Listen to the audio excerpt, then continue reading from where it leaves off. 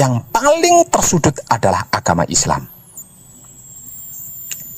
Dengan terjadinya perselisihan, pertengkaran, pertikaian, saling hujat, saling hina, saling bully, hingga terbawa ke ujung permasalahan saling membunuh antar sesama umat beragama Islam, dan masih banyak lagi kejadian-kejadian yang jauh dari makna kata Islam hingga akhirnya hancur. Agama Islam ditegaskan akan hancur di Pulau Jawa dan digantikan dengan agama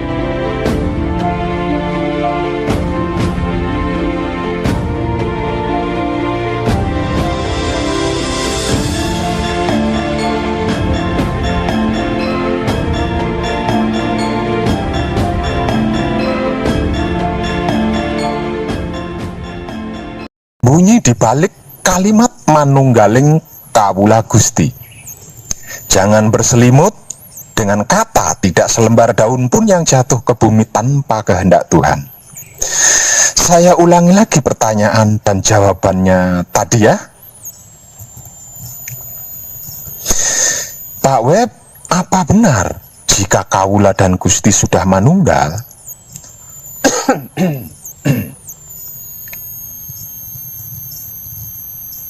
Manusia akan terbebas dari hukum? Pertanyaannya tadi kan begitu toh? Ini pertanyaan spiritual loh. Artinya seseorang yang bertanya seperti ini bisa dipastikan 75%-nya itu sudah mengerti dan memahami proses perjalanan spiritual. Ini dibuat minimal loh ya. Lalu saya menjawabnya, ya benar. Sebab karena jika kawula dan Gusti sudah manunggal, yang artinya hamba dan Tuhan sudah menjadi satu, atau wadah dan isi, atau makhluk dan Tuhan sudah menyatu menjadi satu kesatuan, maka apapun kejadian yang terjadi, Tuhan itu sendiri yang melakukan, bukan makhluk lagi. Ini nih yang tidak boleh diabaikan, bahwasannya apapun yang dilakukan atau diperbuat oleh Tuhan itu pasti yang terbaik dan terbenar, mutlak loh ini ya. Sebab karena apapun yang diperbuat atau dilakukan Tuhan adalah membangun, menghidupkan, memelihara, mengindahkan, dan membaikkan serta melestarikan, bukan merusak, bukan mematikan, bukan menghancurkan, bukan mengotori, dan bukan memburukkan, serta bukan membinasakan. Jadi Tuhan tidak pernah menciptakan alat penebang pohon untuk digunakan menghabiskan pohon-pohon di hutan agar supaya gunungnya gundul, bukitnya gundul, kemudian tanahnya longsor, terus menimpa rumah di perkampungan dan mengubur hidup-hidup makhluk penghuninya. Juga tidak menciptakan penghancur batu, pelebur timah, pemotong rumput, dan lain-lain. Itu semua ciptaan manusia, bukan Tuhan.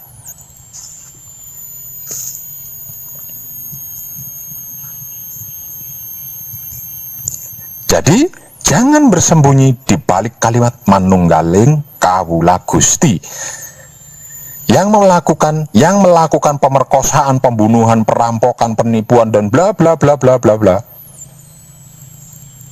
Itu orang yang kawula Gustinya belum manunggal. Artinya bukan Tuhan, melainkan angan-angannya sendiri, halusinasinya sendiri. Kalau kawula Gustinya sudah manunggal, manalah mungkin. Nih, gue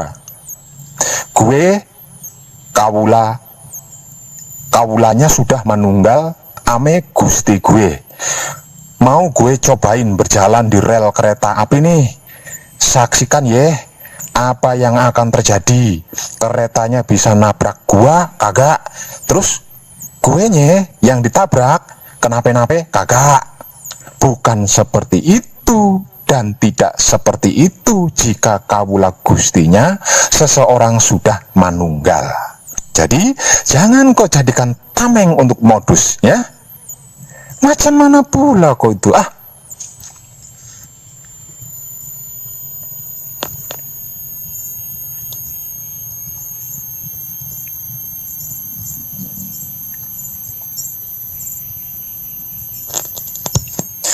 Para kadang kinasiku sekalian, di abad ke-15-an, agama yang bertandang ke Pulau Jawa hingga berdomisili di Pulau Jawa sebagai pendatang serta mendapat perlakuan dan pelayanan bak raja oleh penghuni di Pulau Jawa ada banyak. Namun ketika sejarah menguraikan tentang Dangyang Pulau Jawa, yaitu Eyang Buyut Sabda Palon dan Naya Genggong menagih janji, dengan berbagai macam tanda bentuk penagihannya, agama yang paling tersudut adalah agama Islam. Dengan terjadinya perselisihan, pertengkaran, pertikaian, saling hujat, saling hina, saling bully, hingga terbawa ke ujung permasalahan saling membunuh antar sesama umat beragama Islam, dan masih banyak lagi kejadian-kejadian yang jauh dari makna kata Islam hingga akhirnya hancur. Agama Islam ditegaskan akan hancur di Pulau Jawa dan digantikan dengan agama Budi.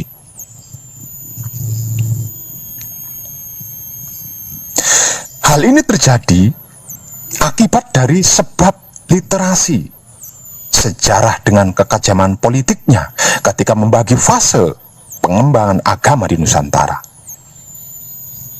di mana pada waktu itu Islam baru menguasai Nusantara setelah berdirinya kerajaan Demak Bintara, setelah menghancurkan kerajaan Majapahit.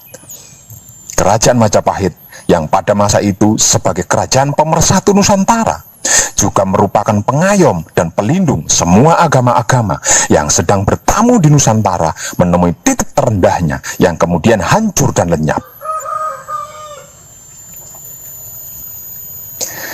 Dengan kejadian tersebut, agama Islam didakwa sebagai imperialis baru Nusantara pada abad ke-15. Jadi, tidak dan bukan suatu hal yang aneh dan mengherankan jika kemunculan tuntutan Dangyang Jawa, yaitu Eyang Buyut Sabda Palon Naya Genggong, yang secara perlahan-lahan menghancurkan agama Islam.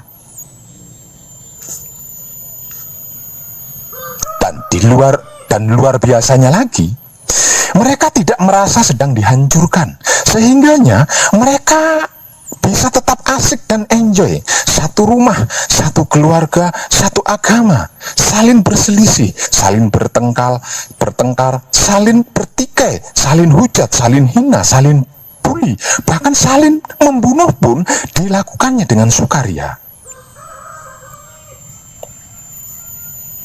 Selama lebih dari 500 tahun, bahkan sumpah, selama lebih dari 500 tahun pasca sumpah Sabda Palon Naya Genggong, kejadiannya benar-benar sirno ilang kertaning bumi, yang artinya tidak ada kedamaian sama sekali di muka bumi ini. Bahkan agama yang sebagai alat mengenal Tuhan pun tidak dapat berbuat banyak, malah terkadang justru memperkeruh suasana. Coba saja perhatikan di berbagai konflik di dunia ini, semuanya tidak lepas dari yang namanya isu agama.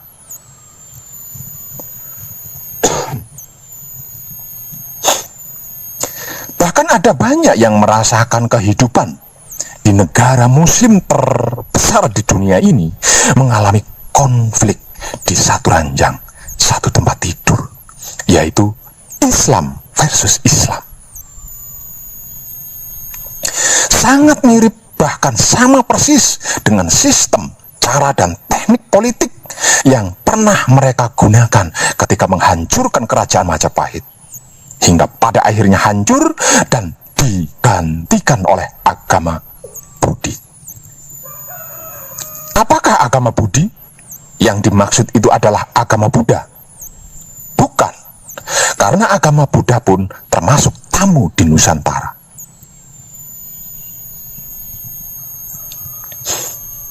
Setelah berhasil berkuasa dan menguasai Nusantara, agama Islam tidak lebih dari hanya sebuah dogma saja. Tentu ini juga sangat mungkin terjadi pada agama-agama lainnya pula. Agama hanya dijadikan oleh para manusia-manusia kuat dan pintar sebagai alat untuk meraih kepuasan dan kekuasaan dunia. Sedangkan orang-orang yang lemah dan bodoh dijadikan sebagai korbannya, bahkan kedibalnya. Namun yang perlu kita ketahui bersama, titik pentingnya adalah tentang hancur.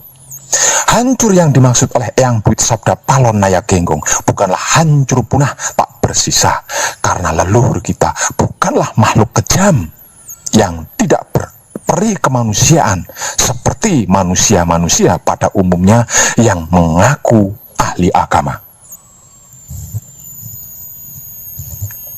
Hancur yang dimaksud oleh Eyang Buit Sabda Palon Naya Genggong adalah seperti ini kurang lebihnya. Dengan kesepakatan antara Sabda Palon Naya Genggong dan hukum alam semesta yang proses perputaran perjalanannya tidak bisa diubah dan dihentikan. Semua agama, terutama agama Islam yang mengalami kehancuran secara nyata di Nusantara, akan mengalami revolusi spiritual besar-besaran pada dirinya, hingga berhasil kembali kepada kemurniannya semula, seperti yang diajarkan langsung oleh Rasulullah Shallallahu Alaihi Wasallam, yaitu Nabi Muhammad. Sebenarnya, sesungguhnya, sejatinya, semua kehidupan di dunia ini, kecuali agama, itu diciptakan dalam keadaan baik.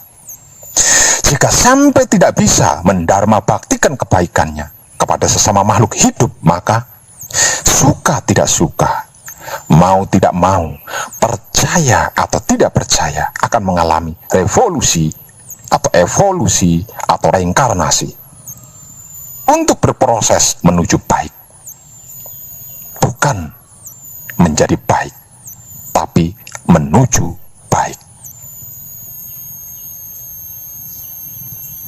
Kalau menjadi baik, itu sudah pasti baik. Kalau menuju, kan bisa tepat, bisa juga meleset dari sasaran, kan?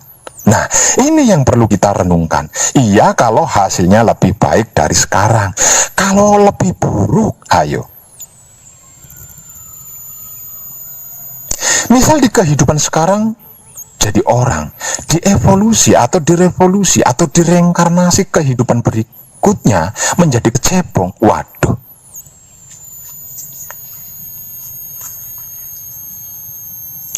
Tapi Pak Web mengatakan kecuali agama, semuanya akan mengalami evolusi atau revolusi atau reinkarnasi.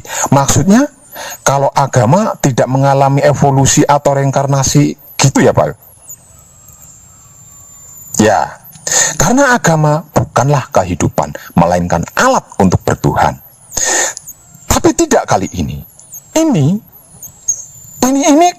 karena disebabkan oleh manusia si penganut agama itu sendiri, yang secara tidak langsung meminta untuk dievolusi, untuk direvolusi, atau untuk direinkarnasikan.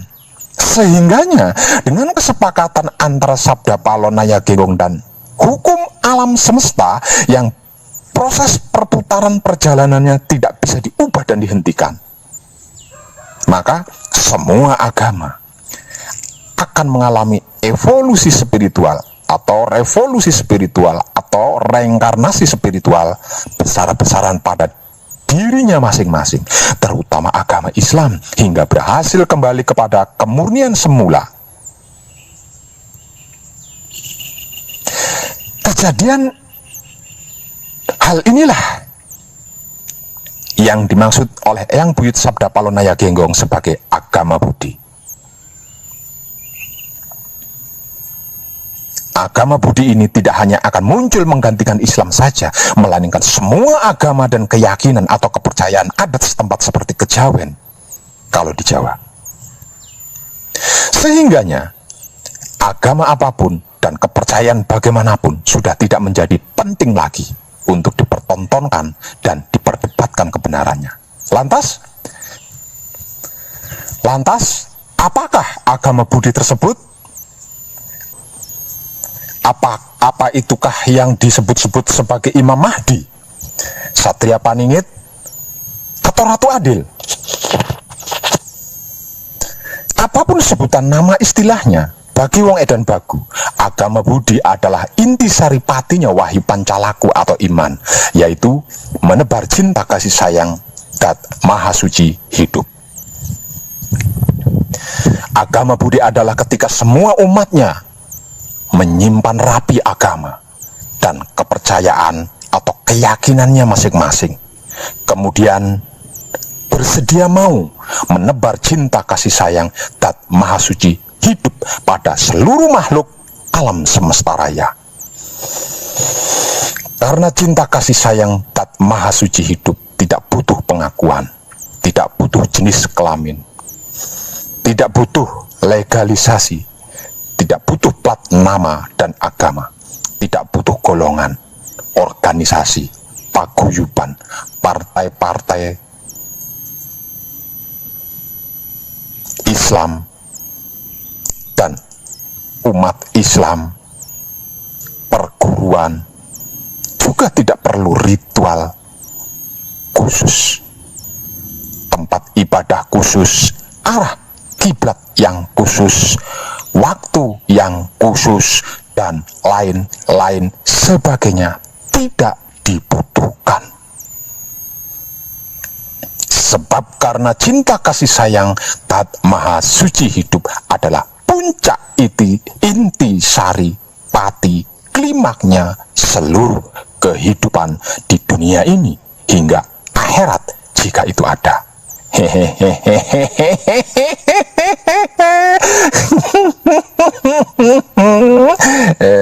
Dan tenang.